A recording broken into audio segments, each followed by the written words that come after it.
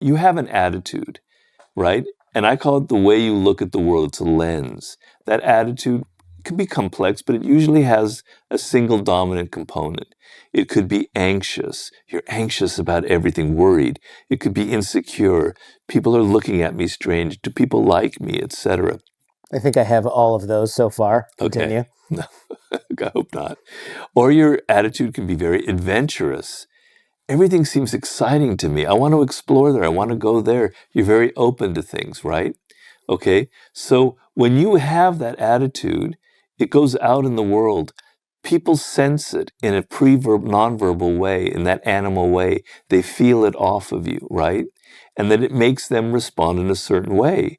And so if you have that anxious attitude, you're going to create all kinds of situations that are going to feed your anxiety. Mm-hmm. It becomes what I talk about in that chapter, a self-fulfilling prophecy. You're going to find anxiety at every corner that you come upon, right? Because you're nervous, you're making other people nervous. You're supposed to take an action, you hesitate, and then it doesn't go very well because you hesitated. That makes you more nervous, etc. So you have to get the idea that you are sabotaging yourself with your attitude, right? And there have been some amazing books written on this aspect of human psychology that actually were kind of mind-blowing to me, to use another 70s expression. Mm-hmm. Sorry, man. Oh, we still use that one. Okay, yeah. All right. Things like the Pygmalion effect, which I hope in the next 20, 30, 40 years, people study more seriously in sciences and explain. But the idea is, in studies like teachers in schools, if a teacher thinks that the students are good and smart and deserving to go to Yale and Harvard and they're all brilliant, but never says anything about that, it's just they think it, it has an effect where the students work better, they get better grades, they're more excited. The attitude speaks to them, they feel it, right? So if you go up to somebody and you already anticipate that they're not very good, mm-hmm. that they're not, that they're not going to succeed in life, it's going to create that feeling in them. So you have the power to make people feel a certain way by the attitude that you have, right? And think of that attitude. So there's the bad news is you are born with an attitude. There's a genetic component mm-hmm. to it. My kid is really careful, way more careful than me. Yeah, and that's something wired into mm-hmm. him or her. Him. Soon to be a her in the picture, but that's we're talking about Jaden. He's the most careful baby at the park. He's very is this stable? And I know that's not exactly what you're talking about, but the heart wiring is there. Well, the classic example is an introvert or an extrovert. Mm-hmm. And the man who came up with that was Carl Jung, the great psychologist. He believed that there was definitely a genetic component in that people are born with a tendency to being introvert or born as an extrovert. Now, naturally, the parent will have an influence on that. But that is very deeply ingrained into you, that attitude. So that's the bad news, right? That you're born a certain way. If you're anxious, you're born with an anxious attitude. The good news is that you can change it. It's plastic. It has you can work around the edges, you can soften it, you can make it better. You're not going to, if you're anxious, you're not going to suddenly become this open adventure exploring type person. Okay, but you can become less anxious. You can realize that it's causing you problems, and then you can work to kind of alter this attitude, right? And so the first thing is you have to be aware of what your attitude is in life and the problem that it's causing and how it's infecting your relationships. And the second thing is to be aware of how you can take small steps to slowly begin to alter this attitude. So I tell people, for instance, who are born very anxious, and I understand that because I have a bit of that myself. Yeah. It doesn't paralyze me, but for some people it paralyzes them. What I suggest is tomorrow you do something that you're not quite comfortable with. Not too radical. You're not suddenly going to go out naked in the streets running, etc., mm-hmm. right? You're going to do something that that's a little bit outside your comfort zone. It's a little bit different from what you would normally do. Let's say that's going up to a stranger in the office or at a social affair and engaging them in conversation. Normally, whoa, I can't do that. Do it, all right? And you'll find, so explore those margins of what you wouldn't normally do that aren't dangerous. That person isn't going to kill you, hopefully, for going up to them. But try these things out. They're going to be able to, you'll see now, I don't need to be so anxious. And that by being open and wanting to talk to this stranger, they started talking to me on a level I've never experienced before. It's exciting, right? So that's sort of, your attitude is like your work of art. It's something you create. You're born with it, but you can change it, is the power that you have. Yeah, you mentioned that and I think you said this earlier in the show, that it's a self-fulfilling prophecy. It's almost like if you expect someone to disappoint you, there's a higher chance of that happening. It's not metaphysical or something like that. And a lot No, of not people at think it's all. some sort of magic, but it's simply how you create the I'm trying so hard not to use the word energy because it sounds metaphysical, but you're creating that environment around you. You're creating the vibes. Yeah, the vibes. That's very scientific, yes. The one example I thought that was really weird in the book that I thought was so interesting is this woman. It's a story of a woman who had a boss who was kind of abusive and was always criticizing her. And she didn't know how to react. No matter how she reacted, he only got worse and worse and worse. And a psychologist told her to, when you go into work, think of him as this great guy. She says, I can't do that. No, to listen to me, just go in there and think in your head, he's actually a wonderful person. He's got some problems, some issues, but he's actually a really interesting person. He's very complex. She said, what do you mean? Just do it. She did it, and suddenly he reacted in a way she had never expected before. He was kind of put off by it because he noticed she was acting different. He acted different in there. And so I thought this was really interesting. She never said anything. She only thought it. And this wasn't to 14-year-old students. This was to like a 40-year-old boss. He suddenly went on a different track because he detected something. You have a look of disbelief on you. I just feel like it's not disbelief. It's actually, I know that this would work on me if we're using it as a technique. I know if somebody came with a totally different type of, to use your scientific lingo, vibe with me, that it would completely change the way that I react to them. Like, as much as I like to think and a lot of us like to think, I just am the way that I am. I know 100% that this would have an effect on me. Yeah. Yeah. Okay. So I think it's a look of complete agreement, and instead of disbelief. I read you wrong. Yes, okay. Yeah. Maybe you need to read more of your own books. Maybe I do. But then you would never want to do that. No, I don't. I don't. You do mention becoming aware of our own attitude and observing it, and this seems useful. I think one of the reasons you give, the rationale you give for this is, do we instinctively blame others for things? How do we react when challenged? How do we judge and think of people when they're not around?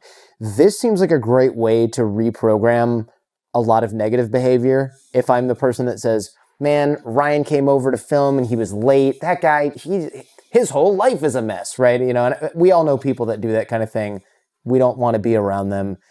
They're annoying to work with. It pays for us, if we are that person, to nix that stuff as soon as possible. How do we observe our own attitude? That seems easier said than done. Well, first of all, you kind of notice, you have an overall tenor or an overall mood to you, right? So if you are an anxious person, it's pretty obvious. You don't need like Sherlock Holmes to kind of, decipher that for you, right? Whenever when something new or novel comes up, your first reaction isn't, wow, I'm excited. It's, oh no, I'm nervous. This makes me uncomfortable. How you react to things in a general way, in a kind of a neutral circumstance, right? So you're thrown into some novel situation. You find yourself in a foreign city.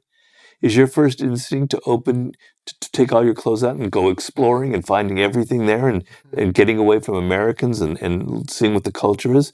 Or is it to kind of stay in your hotel room and kind of watch, American television or things like that? In certain patterns in your life, how you react to things that are different or new will be extremely telling to whether you're an introvert, whether you're an extrovert, whether you're anxious, whether you're adventurous, on and on and on, right? So observe yourself in kind of these key moments.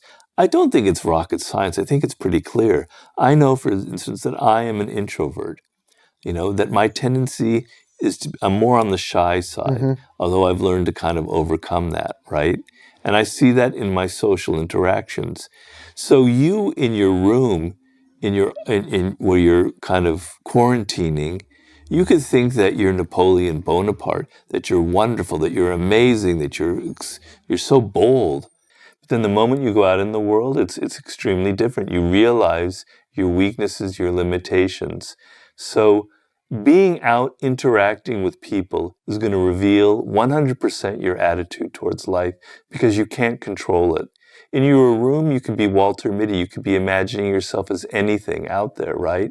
But when you're with people, it becomes very clear that you're shy or that you're extroverted, that you're out there wanting to engage with people. Mm-hmm. So the key to discovering your attitude is to see how you are with people, right? How you interact.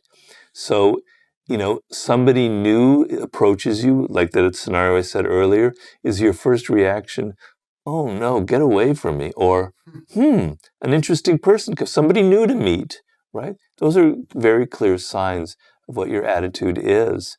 I mean, there are other things as well, how you respond to criticism, right, from other people. So get defensive, tear them down privately in my own mind. Right, that's your reaction. Yes, is that healthy? No. So the other reaction... Didn't mince words at all. Yeah, sorry. Sorry, John.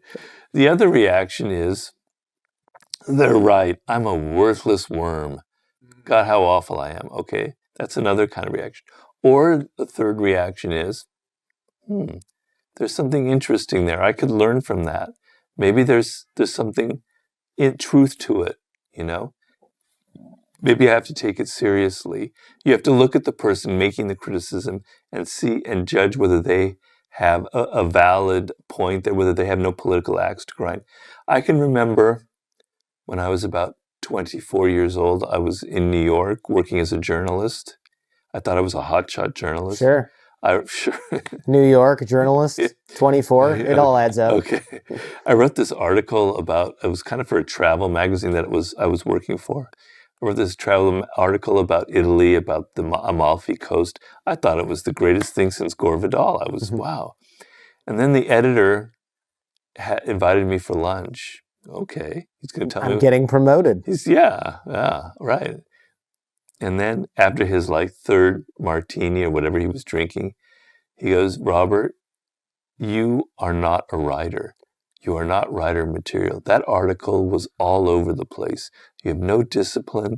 Your language is is going in all directions. You're not connecting to the audience, to the reader.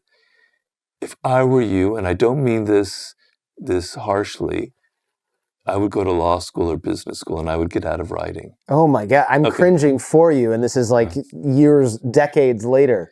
Yeah. It's hard to hear. So I was trying to remember the name of this guy the other day, but I can't remember his name. I can see him very clearly. And I had this image in my mind that's very vivid.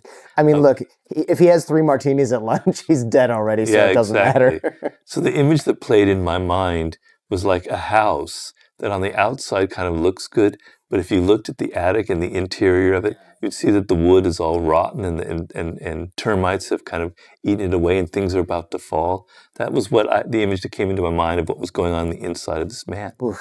But afterwards, I was very obviously pained by it. I thought, what an asshole. He's wrong. Right. But then as time went by, I processed it and I go, no, there's truth to what he was saying.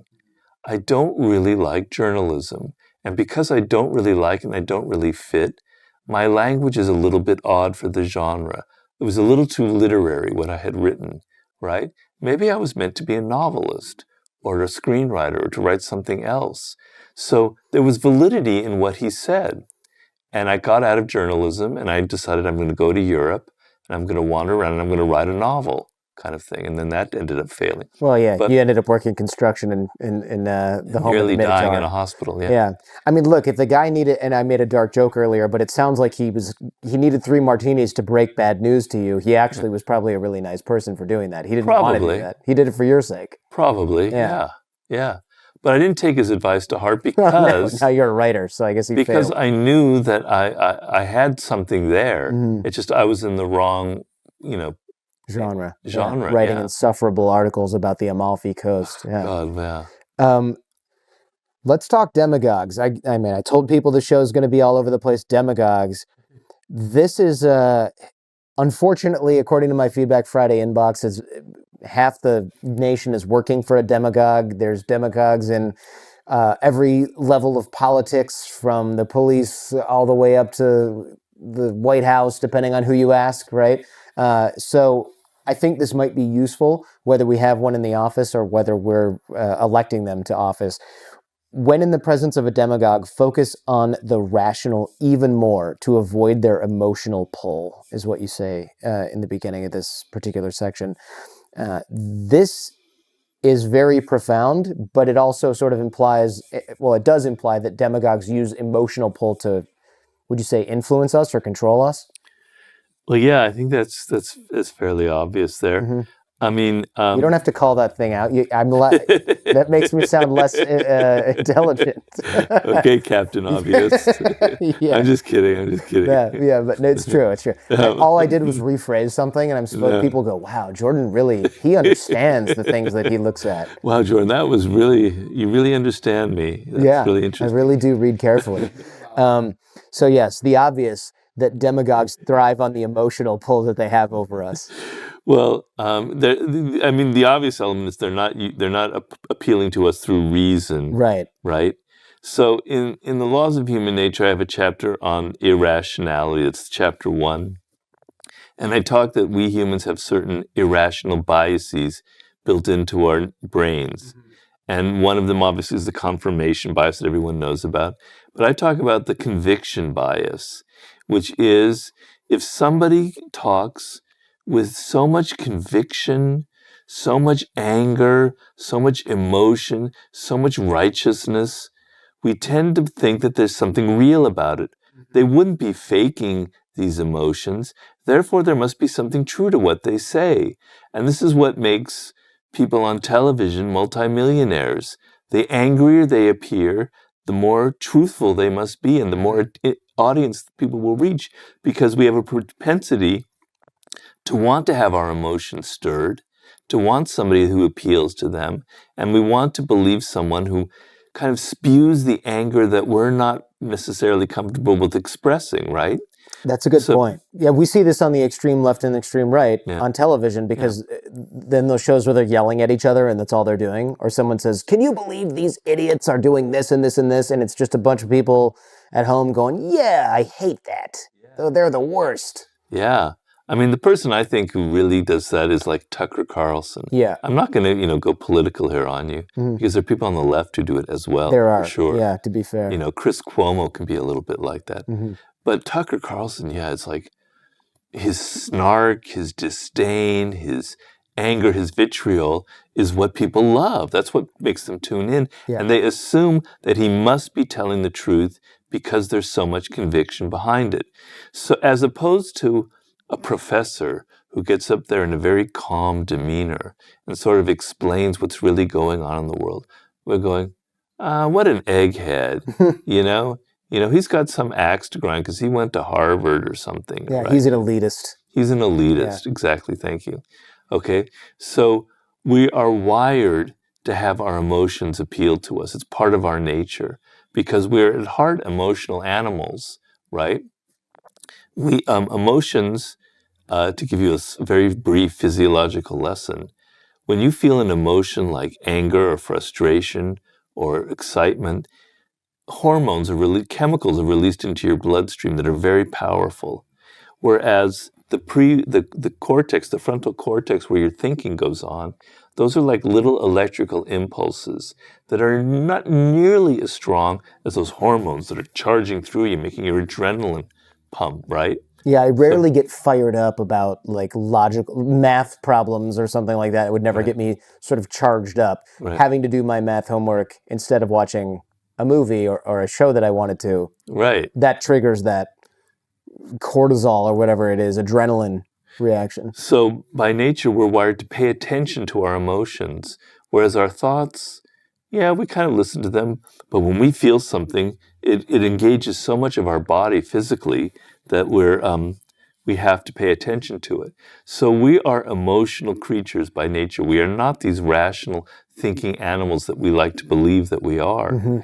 And people who do marketing and PR, they know that we are emotional creatures. They know how to appeal to the animal in us. It's an art that they have developed, that they have honed, right? They call it the affective heuristic. People buy things based on emotions, not based on rational decisions. Are you saying I didn't need the upgraded camera in the iPhone 13 Pro Max? Are you sure about that?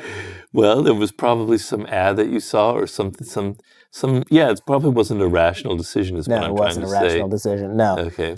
completely irrational. Yeah, so get over the idea that you're a rational being. You're very emotional based. And a political figure, or in any walk of life, or your boss or whatever, if they're like always emoting and they're like out there expressing something with so much conviction and anger and righteousness, you can believe that they're hiding something, right? They're trying to convince themselves of the truth of what they're saying. They're trying to lie to themselves that what they're saying is true by putting on that act, that extra bit of anger, etc., right? So con artists have always known since the beginning of con artistry that the more you feel sincere, the more you tell people believe in what you're selling is like gold. You know, you have a gold mine, etc., that you're selling, or the Eiffel Tower, the more people are likely to believe you, right?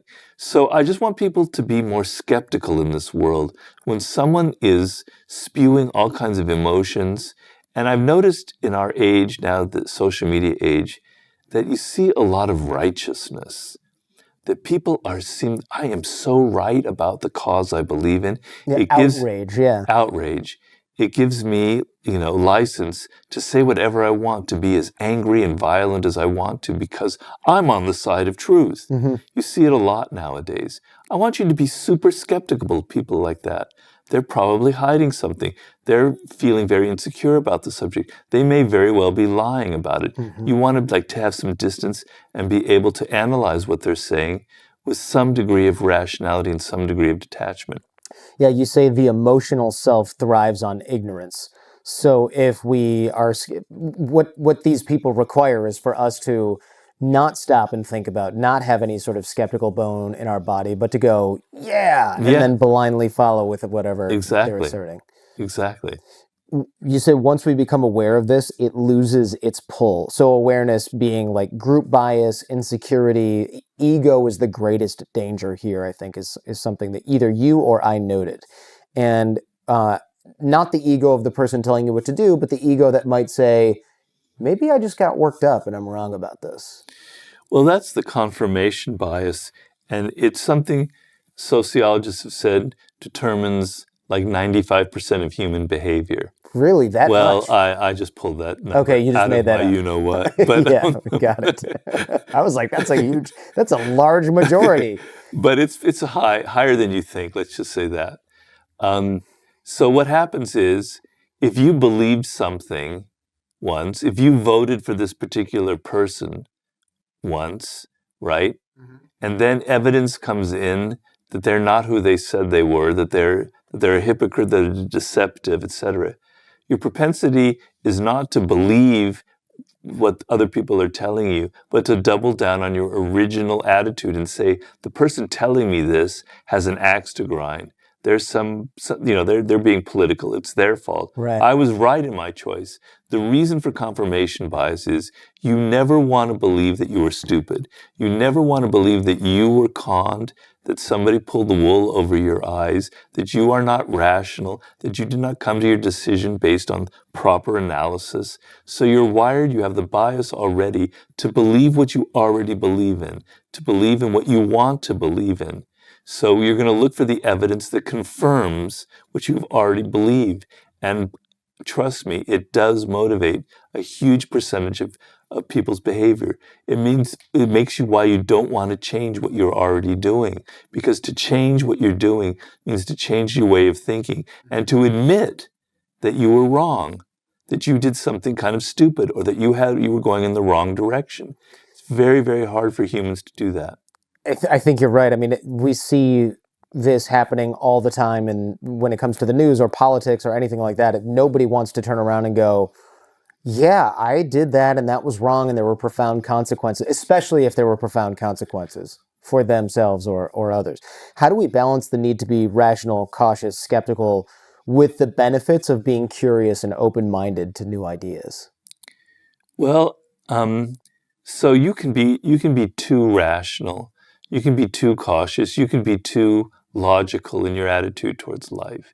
The metaphor I use is of a horse and the person riding the horse. So I'm saying that the horse is your emotional self. It's all that animal energy. It's that those hormones coursing through you and making you excited or angry, etc. And the rider of that horse is your rational self, is your frontal cortex, where your executive decisions, where you go through a rational process of coming to a decision about what needs to be done. Okay? So if you've ever ridden a horse, I did when I was It's younger. very much more, it's so much harder than it looks, Yeah, if you remember that. yeah. Well, horses are very sensitive creatures. They pick up your energy very quickly, right? They can tell by the way your legs are kind of hugging it, whether you're nervous or not. And they're very, very sensitive, okay? So if they sense that you are not controlling them, that you're worried, that you're fearful, that you're kind of like, you don't know how to control this horse, they're going to take control. They're going to be the alpha in the situation. They're going to go wherever they want to go. They're not going to listen to you because they don't think you have the stuff in you. You're not stern enough, right? Um, and so you'll find they'll be riding all over the place. They'll be going a lot faster than you want, and it can be very dangerous. But if you hold the reins too tightly, if you're the opposite type, where you're too much trying to control them, you're holding the bit in their mouth really tightly, you're trying to make sure that they only do exactly what you want, the horse isn't comfortable, right? It doesn't like that because horses have been broken, but they have a wild streak to them, right? So they're either going to rebel, they're not going to go necessarily do what you want, or they're going to go very slowly, etc. And you won't really be able to ride them with any kind of ease. They'll be very halting. They'll suddenly stop and chew the leaves on a plant when you want them to move ahead, etc. So the perfect balance to make this metaphor come to life is you want to have some hold on the reins, but you also want to let the animal have some of its own power, because that horse is very powerful. Horses are amazingly powerful creatures. You want to be able to use their energy, to channel their energy for your own purposes, right? So think of your emotions as that horse. They contain incredible amounts of energy and power. You can't write a book, you can't start a business, you can't do anything in life if you don't have a degree of emotional energy behind it. You have to feel excited, you have to feel motivated, you have to want something very, very badly. If you're holding on the reins too tightly and trying to be too controlled and everything like that, you're never going to be able to get anything off the ground because you're not going to have any energy behind it. But if you let that go everywhere you want to, then nothing will get made because you won't be able to structure, you won't be able to organize, you won't be able to discipline yourself, you won't be able to make executive decisions, say we've got to do this instead of that. So you want a balance, right? So you don't want to be too rational, too controlling. You want to be able to let go at some times and let your emotions lead you and be inspired, but be able to have some distance from them to know that you can pull it back, you can control it. Now, I forgot what your original question was. It was, how do we balance the need to be rational, cautious, and skeptical with the benefits of being curious and open-minded? And Well, so ideas? the curious and open-mindedness is that horse kind of exploring things and wanting to try new things out, right? So there's the idea of being curious and open is an emotional quality, right? You're not curious, because of something going on in your frontal cortex. There's an excitement level that makes you curious about something. You're interested. There's an emotional component, right? You have to let go of that sometimes, of the need to be so rational and so controlling. So in life, you have to know when to let go. You have to know when to let go of control and let things happen to you and let things come to you. If you try and control everything too much, then, things won't happen. You won't have the space for surprises, for the unexpected. If you're a scientist, Some of the best discoveries are things you never expected or planned for. They just happen upon you. And if you've already assessed what you think is going on, you're not going to be open to the new information that comes in. So the balance is in what I'm talking about. You know that being too rational will cause you problems. You won't be able to get anything done, and you won't be able to explore with your ideas. From a practical level, you mentioned that we should observe how people behave around others, how they interact, their emotions, etc., and compare that to how they behave towards you. Is there frustration, micro expressions, anger, contempt, and then ask what reason there could be for this. So there's a lot of practicals in dealing with, all right, if I'm looking at how other people are they acting the same way around me?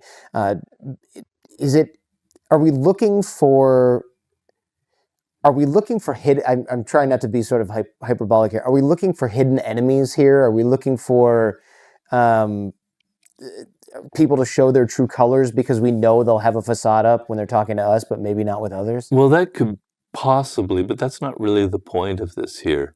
The point is to have access to information about what's really going on behind the facade, the mask people are wearing. And that might be totally benign. Mm-hmm. It might be that they do like you. It might be that they're not as interested in you as you think they are. But that doesn't mean they're going to go out and harm you in some way. It just means you think they're excited by your idea, but they're not really so excited. So we all have this experience where in the presence of one person, like our wife or a colleague or husband, we act a certain way. And then we're in the presence of someone else, we act totally differently, right? Because they have a different energy. So the way we talk and move and our body language in front of our boss is not the same as it is when we're talking with our child, with a 2-year-old, et cetera, or with an older person like that. So we're continually changing who we are when we're in the presence of different people, right? So when you go up to someone, they're responding to your energy, right? And that some of it's coming from you, and you can't really disentangle what is you and what is actually coming from them. But if you observe them with another person, right, you get better information, you get more dispassionate information. So you judge them with you, they're this way and that way, etc. But with this other person, they act totally differently. Which is the real self? Well, you don't really know, but at least now you realize that what they were responding to you is only like a quarter of the picture, right? So you want to see how people interact in situations, in a variety of situations. It'll give you more clues as to what's really going on in their heads. Another practical is train yourself to see past the front people put on. So this is sort of very similar. Train yourself to see their mythology. Look for signs of their true character or true signs of their character. How do we do this? The example you give in the book is Howard Hughes. He was actually a terrible businessman, but yet most people think of him as this like brilliant creator. And meanwhile, he was, according to the Leonardo DiCaprio movie, peeing in bottles in a room and made a plane that didn't fly. Or at least didn't fly well. Right. Well, the idea is that people have patterns in life, right? And the patterns reveal what I call their character. And character is something very deeply ingrained in a person. It's that genetic component we talked about earlier. It's the early education part of them. It's something so deep inside that they can't control it. And you have a character and I have a character. And what it does over time is it creates patterns. We end up falling into patterns in life, in our work world, in our personal relationships, etc. And you can see this over time. And that reveals that essence, that core that we are, often in a more negative light. And so Howard Hughes had this pattern of enticing people into this kind of business venture because he was very ambitious, very grandiose. And then he wouldn't deliver. And he wouldn't deliver for various reasons. One thing is he was an insane micromanager. He had to oversee every single detail of that plane, but he couldn't because he's only one person. And he'd get overwhelmed with information and he'd become paralyzed and the project would never happen. He would be asked to build 200 enormous transport jets for the Defense Department and he'd build only one. the goose, or whatever that thing is. Spruce Goose, I think was the Yeah, name. Yeah. yeah. Okay, because he was so paralyzed, but he had to control everything, etc. And it spilled over into when he produced films and he directed films, and he had the same mentality. And each time it failed, and yet people would not pay attention to those failures because they got sucked in to the aura of Howard Hughes, this adventurer, this pilot who would risk his life doing things, which was true. He was very almost reckless in his flying planes, etc. So they bought the legend of Howard Hughes, and they weren't seeing the reality was that this man was an awful businessman. He was just a terrible businessman, right? And the clues were all there, and yet they were falling for the appearance of this really smooth, charismatic man. And it became comic by the end because he had 4 or 5 or 6 failures in his past, and still he managed to convince people up until like the 50s or 60s to fund his wild projects. So the idea is, to sum it all up, is stop paying attention to people's charm, their presence, their facade, to how excited they are when you first meet them, to their resume, to the fact that they went to Harvard or Yale, etc., and look at their character, what lies underneath. So if you looked at Howard Hughes's character, you would have seen someone deeply insecure and deeply controlling to the point where he could never finish anything. And if you saw that, you would have never signed on to one of his projects and lost millions of dollars, right? So people give signs of this. They give signs of their behavior. They give signs of the fact that they're not a team player. Character, I like to decide to judge, is either strong or weak. You want a strong character for a partner in an intimate relationship, for a business partner, for a colleague at work.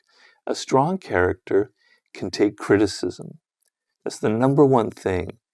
A person who is strong inside can take criticism and can use it constructively. They don't become defensive. A strong person, when they're stressed, they don't crumble. They don't become this whiny little baby. They can handle it. They have presence of mind. A strong person can work with other people. They're not dominated by their ego. They don't have to have everything on their own terms. A weak character is all the opposite of those traits.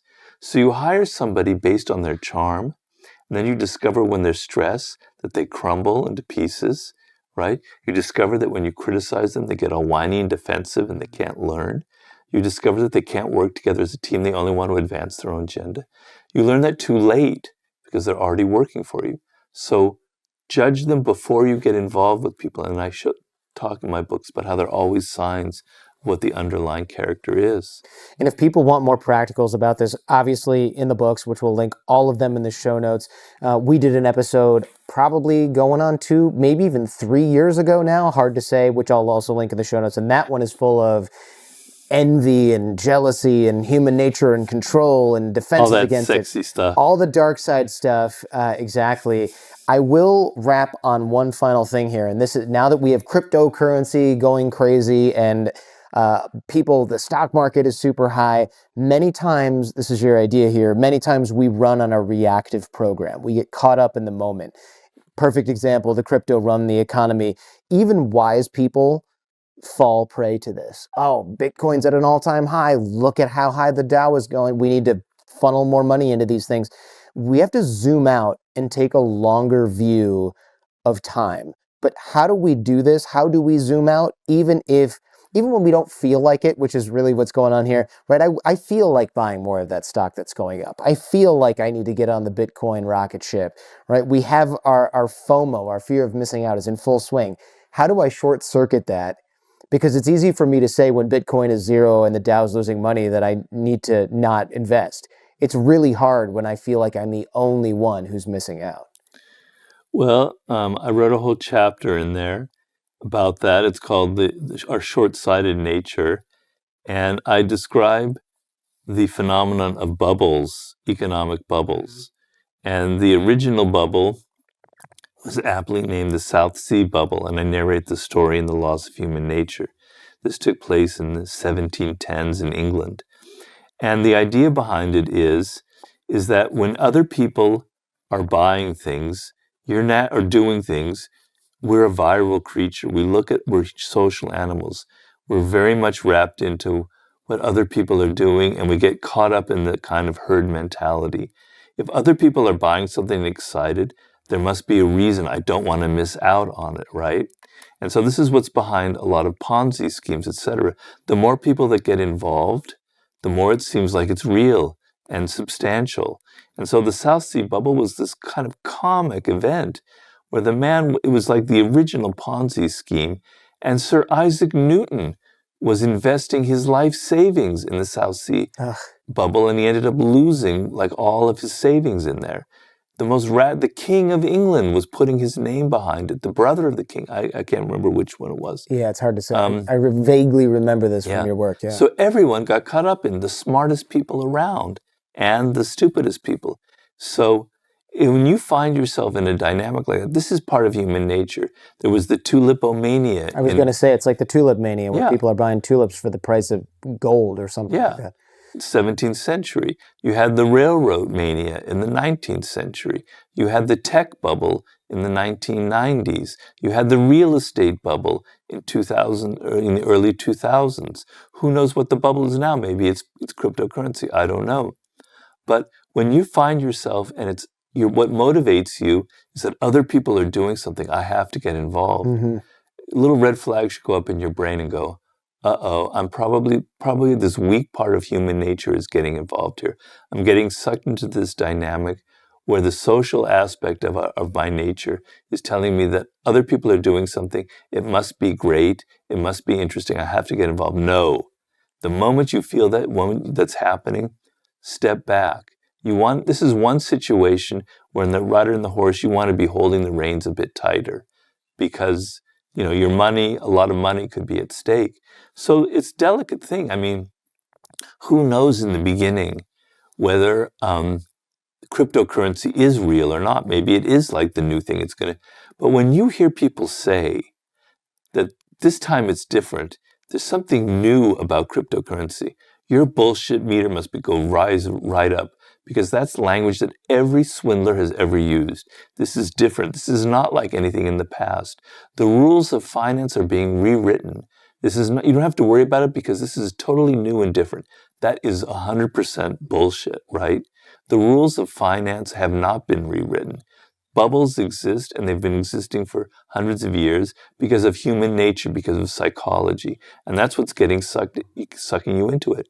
And so you want to look at the classic bubble in our time was the one that led to the crash of '08, where all these people were involved in these complicated real estate derivatives, all these names that I can't even That's remember. what I was doing on Wall Street, mortgage-backed securities. Okay, yeah. And I remember thinking, what happens if people can't pay their mortgage? And the partner said, real estate always goes up. There's so many people in these pools. Yeah. They're not all going to default. Well, real estate does tend to go up, Yeah. but this isn't real estate. This isn't bound to property. This is bound to things that were completely like financial chicanery. They only existed on paper, right?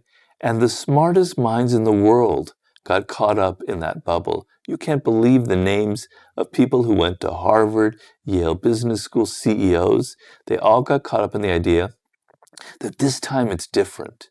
Right? We've created a new kind of financial mechanism. The old rules, you can throw them out.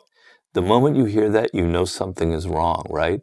So all the classic signs, we've all lived through them. If you're old enough, I don't know if people that young who haven't, if you're 12, maybe no, but if you're older than 12, you lived through that crash and you know what really happened. And that's the kind of herd mentality and kind of stupidity, to put the right word on it, that we all are prone to. And when you find yourself getting emotionally attached to Bitcoin to the point where if someone so much as whispers something skeptical, you get all emotional, react, oh, come on, you old fuddy-duddy, you dinosaur, you don't understand the hipness, this is the new thing. You know that you're drinking the wine, that you're drunk on this thing and you're in trouble. So it's not necessarily that there's not anything to go on the Bitcoin metaphor. There's still innovation. There's still new things that result from this. It could change the world, but the idea that it is completely and new and different and not subject to the laws that everything else has been subject to, there's nothing. We're not going to invent any machine on Earth that's not or in the universe as we know it that's not subject to gravity. For example. The metaphor I give in human nature is so strong that it changes everything that we create. It's like this impersonal force. So just to finish this metaphor here, the internet comes out in the 90s, and then it starts to explode in the late 90s, and we're all using it, and we're so excited. There's this forum for all this free communication. It's like the wild, wild west. It's so exciting. It could lead to anything. And slowly, Cat slowly, videos. yeah, well, slowly, slowly, that's what it becomes. Slowly and slowly it becomes this place to sell the worst kind of products. It becomes the place for online porn. It becomes the place for venting your outrage and being a troll. It brings human nature, changes this thing that we all thought was this liberating device that was going to open up the world into something kind of ugly and political, a tool for China to spy on people, to spy on its own citizens, to gather, and in this country too, to gather information on private citizens, right? So human nature, the dark side of it, will take over. So Bitcoin might have started out as this incredibly liberating thing, but you better damn well believe that the forces that are out there are going to take it over, and that it's going to be somehow misshapen and malformed into what other things have been misshapen before in the past, like the internet. Well, fortunately, Bitcoin is decentralized, and I'm going to get a lot of emails from people that are like, he's wrong, and here's why, and I'm looking forward to those. And this is a great conversation. Yeah, thank you, so much. Well, I'm just saying you might be right, but the fact that you think you're so right is the problem. Is the problem. Just be able to look at yourself and just entertain the possibility. Entertain it in the tiniest little corner of your brain that it could be a bubble. That's all. That's all.